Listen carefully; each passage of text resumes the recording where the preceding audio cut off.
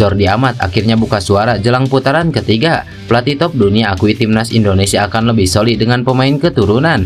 Resmi, Sintayong panggil 27 pemain jelang tandang ke markas Bahrain. Ambisi kejar timnas Indonesia, Vietnam dan Thailand kompak bikin turnamen sendiri. Jadi, simak informasi selengkapnya sebagai berikut.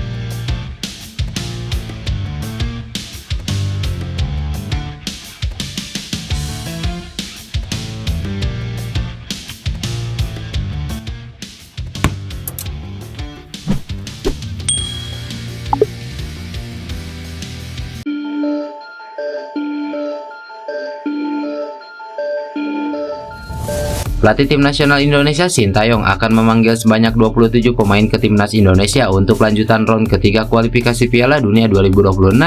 Seperti yang diketahui, timnas Indonesia akan dijamu Bahrain pada 10 Oktober, lalu dijamu Cina pada 15 Oktober. Saat ini, skuad Garuda menempati posisi keempat klasemen grup C dengan 2 hasil seri dari 2 laga. Untuk 2 lawatan tersebut, pemain yang berbasis di Indonesia akan lebih dulu dikumpulkan di Jakarta, sedangkan pemain abroad alias yang berkarir di luar negeri akan langsung datang ke Bahrain. Sebelumnya, para pemain timnas Indonesia rencananya bakal dikumpulkan di Jakarta pada tanggal 5 Oktober, lalu berangkat 6 Oktober. Tapi kini rencana berubah, tanggal keberangkatan menjadi lebih cepat. Sumarji mengungkapkan, perubahan rencana ini termasuk agenda latihan. Pemain yang dikumpulkan di Jakarta tidak akan digembleng latihan, melainkan langsung bersiap untuk berangkat. Latihan timnas Indonesia baru akan digelar saat tiba di Bahrain. Dengan begitu, latihan akan diikuti oleh para pemain abroad juga pemain lokal. Semuanya ada 27 pemain, ini nanti semuanya kumpul langsung di Bahrain. Daftar 27 pemain ini sudah termasuk Messilgers dan Eliano Raiders. Kami akan kumpul Sabtu tanggal 5 Oktober. Setelah makan malam, kami akan langsung ke Bandara Soekarno-Hatta. Kami akan langsung terbang ke Bahrain, jadi tidak ada latihan terlebih dahulu di Jakarta, ujar Sumarji. Lantas pertanyaannya, akankah Sintayong memanggil nama Elkan Bagot untuk menghadapi putaran ketiga ini? Jika melihat kondisi, sepertinya Elkan Bagot tidak akan dipanggil, mengingat dia sedang dalam pemulihan cedera. Jikapun sudah sembuh, sejauh ini masih belum jelas apakah Sintayong sudah berdamai atau tidak dengan Elkan Bagot.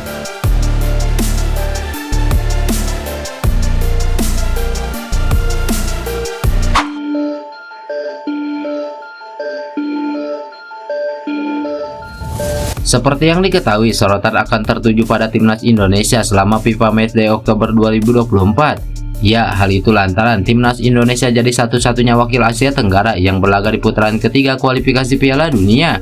Demi mengejar ketertinggalan perihal potensi penambahan poin FIFA, negara-negara kuat di Asia Tenggara pun mencari cara untuk tetap aktif selama FIFA Matchday Oktober 2024. Sebagai informasi, timnas Indonesia akan menghadapi 2 negara yang berada di 100 besar ranking FIFA, yakni Bahrain dan Cina. Andai berhasil meraih hasil imbang atau bahkan menang, posisi tim asuhan Sintayong yang kini menduduki ranking 129 jelas berpotensi melonjak. Melihat situasi tersebut, Vietnam dan Thailand diketahui membuat turnamen masing-masing untuk mengisi FIFA Matchday Oktober 2024. Pada FIFA Matchday September 2024, Thailand berpartisipasi dalam turnamen yang diadakan di Vietnam. Namun, untuk edisi Oktober 2024, Thailand akan menyelenggarakan King Cups, turnamen legendaris yang rutin diadakan sejak 1968. King Cups 2024 akan diikuti oleh 4 negara, Thailand, Filipina, Tajikistan, dan Suriah. Sementara itu, Vietnam akan menggelar VFF Tri-National Series 2024 dengan Lebanon dan India sebagai pesertanya. Di sisi lain, Malaysia yang sebelumnya menjuarai Pesta Bola Merdeka pada September tidak akan mengikuti turnamen di Oktober. Mereka hanya akan menjalani laga uji coba melawan Selandia Baru pada 14 Oktober.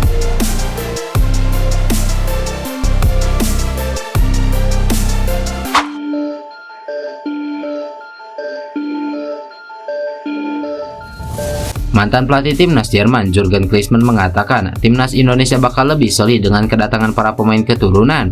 Ya, menurutnya apa yang dilakukan PSSI dengan mendatangkan para pemain keturunan bukan hal di luar kebiasaan. Dalam beberapa tahun terakhir, beberapa negara di dunia juga melakukan naturalisasi pemain. Tujuannya jelas untuk membuat tim nasional semakin kuat dan bisa bersaing di level atas. Klinsmann yang tak asing dengan naturalisasi pemain ketika dia melatih timnas Amerika Serikat. Banyak pemainnya yang memiliki kewarganegaraan ganda.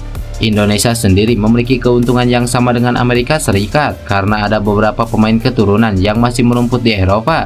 Akan sangat menguntungkan jika sang pemain mau dinaturalisasi. Sejauh ini program yang dilakukan PSSI telah membuahkan hasil baik. Timnas Indonesia lolos ke babak ketiga kualifikasi Piala Dunia dan sangat berpeluang besar lolos ke Piala Dunia. Di negara asal Klinsmann yaitu Jerman, pemain dengan paspor ganda juga banyak. Hal yang biasa jika sang pemain memilih salah satu negara untuk dibela. Anda bisa mendapatkan pemain berkualitas jika pemainnya mau memilih Indonesia dan membela Indonesia sebagai negaranya. Anda memiliki pemain yang lebih solid dari tim-tim rival Anda seperti Australia dan Arab Saudi, maka ini bagus karena Anda berhadapan dengan semua lawan Anda. Jerman pun ada banyak sekali pemain berpaspor ganda Turki dan Jerman, beberapa membela Turki, beberapa membela Jerman, dan seterusnya. Jika ada pemain yang karena ikatan emosional keluarga memilih negara Anda Indonesia, semoga itu bisa memberikan tambahan kualitas jangka panjang bagi timnas Anda, ujar Jurgen Klinsmann.